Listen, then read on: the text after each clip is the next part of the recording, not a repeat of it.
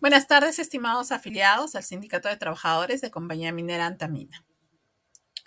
En esta oportunidad vamos a hablar sobre la evaluación para pensionarse en minería.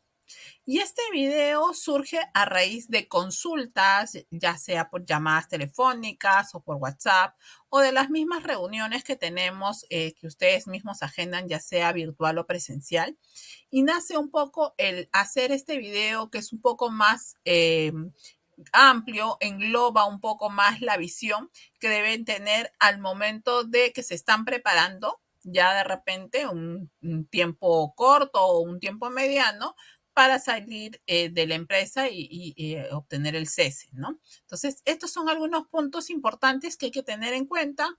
No es que hoy y mañana ya van a hacer el cese, sino que es para ir trabajándolo con bastante tiempo y ir manejando algunas opciones que pueden tener. ¿Ok? Siempre enfocado al tipo de trabajo especial que ustedes tienen. Y bueno, vamos a proceder a mirar y entender un poco algunos conceptos que se tienen aquí.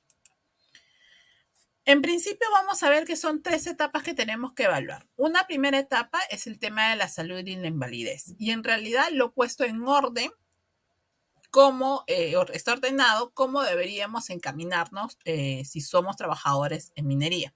Entonces, lo primero que debemos de verificar es el tema de la salud y si existiera alguna invalidez con respecto a su persona. Y aquí vamos a identificar si existe un problema de salud y qué tipo de problema de salud, de qué índole, si es laboral o si es común. En el segundo punto vamos a hablar sobre la jubilación y aquí vamos a hablar, escoger la mejor opción de jubilación, ya sea el retiro y por supuesto ver el tema del fondo complementario.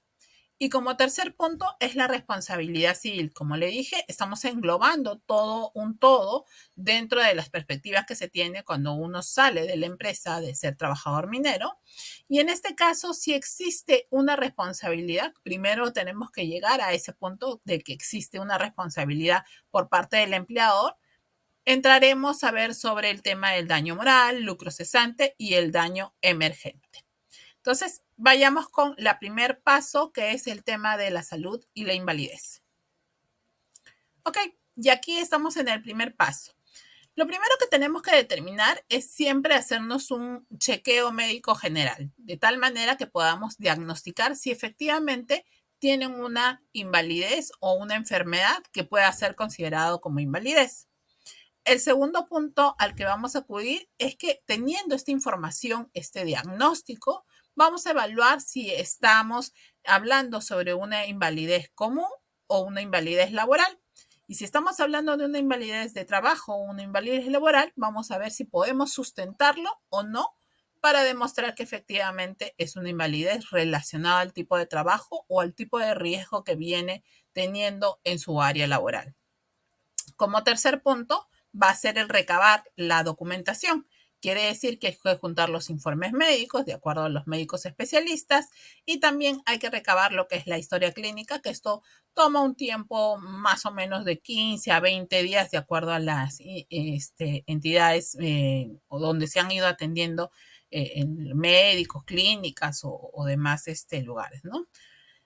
Después de recabar esta información, presentaremos de acuerdo a la evaluación que hemos tenido, ya sea el expediente en la AFP o ya sea en el SCTR. Acá dependerá de si es una invalidez común o si es una invalidez laboral. Y por último, una vez que ya terminamos todo este proceso administrativo o judicial, el que se requiera, vamos a tener los beneficios, que ese es el punto 5, que va a ser recibir una pensión o una indemnización. Y aquí vamos a entrar un poquito más al detalle. Si estamos hablando de una invalidez común, quiere decir que lo hemos presentado por la AFP, los beneficios que se va a obtener va a ser una pensión del 50% si es que tienen una invalidez parcial o una pensión del 70% si es que tienen una invalidez total. La invalidez total se califica a partir del 66.6 y estas pensiones son pensiones vitalicias. No tienen ninguna relación con el tema laboral, son independientes, pero sí están relacionados con el fondo de ahorros que se ha tenido en la AFP. Si han retirado parte de su ahorro, por supuesto, esto va a ser reducido de la cobertura del seguro que se tiene ahí, pero de todas maneras es mucho más conveniente que hacer una jubilación por alto riesgo. Por eso es que estamos colocando esto en primer punto. Si fuera una invalidez de alto riesgo, quiere decir que hemos presentado el expediente en el Seguro Complementario de Trabajo de Riesgo, la evaluación estará a cargo de la compañía de seguros, pero también sigue un proceso administrativo de conciliación, mediación, arbitraje o judicial, de acuerdo a lo que se requiera. En este caso también se va a recibir, igual que en la AFP, el 50 o el 70% del promedio de sueldo. Pero en el caso del seguro complementario de trabajo de riesgo, se considera que hay una configuración de invalidez desde el 20% y hasta el 49% en este rango del 20 a 49.9 se puede considerar una indemnización, que se le otorga un pago único. Pero siempre, como les decía, hay que demostrar que hay esta relación con el tema de los riesgos y el tipo de labor. Como siguiente paso, si no fuera, como les había dicho hace un momento, que tuviéramos una enfermedad profesional o una enfermedad común, entonces no tenemos esta enfermedad común, pasamos al siguiente paso, que es la jubilación de alto riesgo.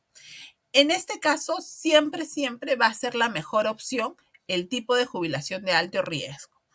No la de desempleo, no la de diferentes formas. Si yo tuviera trabajos previos en minería que he hecho de repente de construcción civil, esto también va a sumar, ¿ya? Así es que siempre va a ser enfocado a este tipo de jubilación de alto riesgo.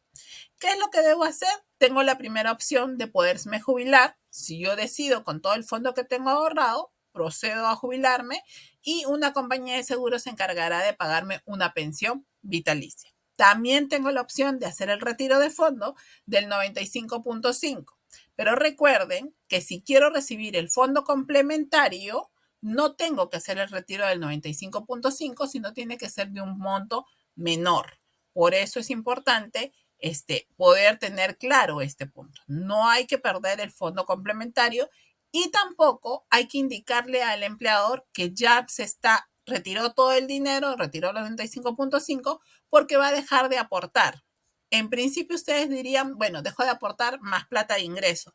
Pero lo que ocurre ahí es que cuando dejan de aportar, también dejan de aportar sobre su seguro previsional y no sabemos qué es lo que pueda pasar más adelante y esto lo podría perjudicar a ustedes o a su familia. Entonces es importante que sigan aportando para que tengan la cobertura del seguro previsional y si más adelante han acumulado un dinero importante, entonces también pueden hacer nuevamente un retiro. Por eso no pidan que dejen de descontarle, deben continuar pagando para seguir teniendo la cobertura del seguro previsional, tanto de la cobertura de sobrevivencia, de invalidez y gasto de sepelio. Acuérdense que esas son las 3 coberturas que tienen.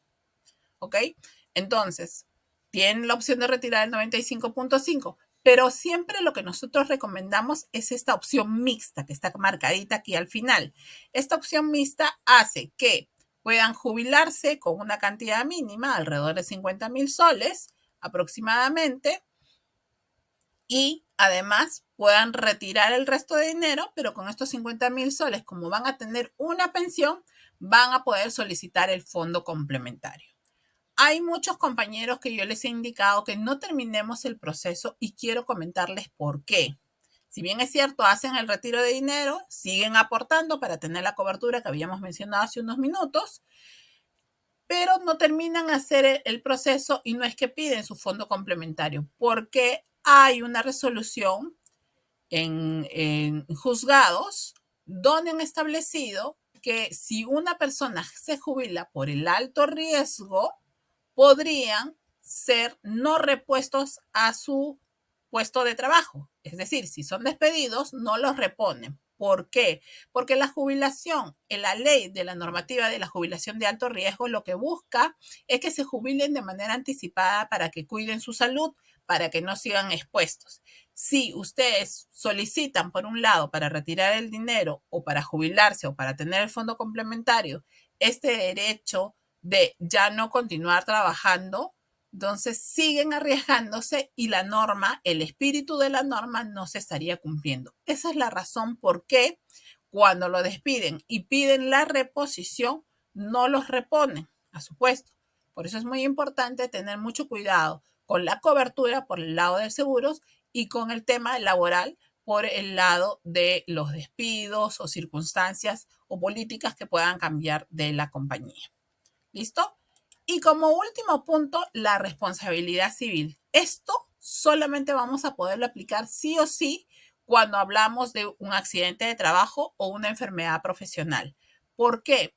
Porque en esos casos vamos a tener las herramientas necesarias para demostrar que la compañía tiene una responsabilidad que no la ha cumplido, quizás de cuidado, quizás no, los ambientes no eran los más adecuados, diferentes acciones o escenarios que puedan tener en la empresa que no se han cumplido de la manera adecuada y esto conlleva a una responsabilidad. Cuando tenemos estas herramientas para demostrar la responsabilidad, sí podemos pedir lo que es el daño moral, que es este impacto que le ha generado de sufrimiento, de temas psicológicos y demás, que no necesariamente a veces se puede medir tan tangiblemente, pero sí se valoriza en una demanda. El lucro cesante, aquello que haya dejado de poder obtener de repente ascensos, gratificaciones, utilidades en un tiempo determinado porque ya no continúa trabajando, ¿no? Y el daño emergente, que es todo aquel daño que se le ha generado a raíz de la situación que ha pasado, ¿no? Que puede ser otros tipos de gastos, digamos, temas familiares también que se puede haber incurrido, beneficios y demás. Entonces, pero primero, para poder solicitar esto, tenemos que tener claro que haya una responsabilidad. Entonces, lo que hemos hecho aquí es englobar de cierta manera varios puntos, no solamente la jubilación, la responsabilidad civil, sino también ver el tema de la invalidez. Estos son los pasos que deberíamos chequear si yo, trabajador minero, decido salir de la empresa. Lo primero que tengo que chequear es el tema de la salud, después verme una buena jubilación, si es que de repente mi tema de salud está ligado al trabajo, entonces puedo hacer una buena jubilación. Y por último, la responsabilidad civil, si es que hubiera una responsabilidad por parte del empleador. Espero que haya quedado mucho más claro, haya contenido toda la información que requieren. Si no, ya saben que estamos dispuestos a cualquier consulta que tengan que hacernos. Muchas gracias y nos vemos hasta una próxima oportunidad.